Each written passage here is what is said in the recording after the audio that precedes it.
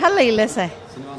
কিনো ক'ম, ভালেই পালোঁ। আজি তৃতীয়বাৰলৈ চাইছোঁ। ককা দেউতা নাতি হাতী চালোঁ, ভাল লাগিলে। গানখিনিও সুন্দৰ, অভিনয়ো সুন্দৰ। যতীন বৰা ইমান ভাল অভিনেতা আৰু উৎপল দাসো আছে, ভাল লাগিলে চাই।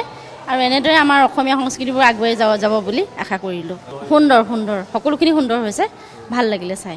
মই বহুত বেছি ভাল পালোঁ চাই আৰু বহুতখিনি শিকিব লগা কথাও আছিলে।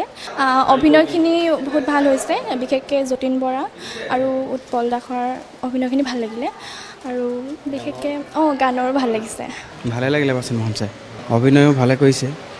ভাল লাগিলে বহুত, আহিব লাগে চব, সকলো আহিলে ভাল লাগে। তেনেকৈ অসমীয়া চিনেমাখন আগবাঢ়ি যাওক। ভালেই লাগিলে চিনেমাখন চাই।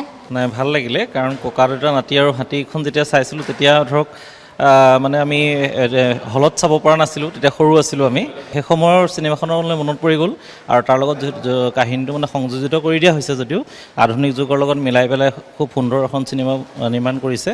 আৰু আমি চিনেমাখন মানে গোটেইকেইটা দিশৰ পৰা এখন সুন্দৰ উপভোগ্য চিনেমা হৈছে বুলি ভাবিছোঁ আমি। ভাল লাগিল ককা দেউতা নাতি হাতী চাই। আমি ক্লাছ 5তে চাইছিলোঁ, এতিয়া আমাৰ 50ৰ ঊৰ্ধৰ বয়স হ'লে আকৌ এতিয়া চাবলৈ পাইছোঁ, খুব ভাল লাগিল চাই।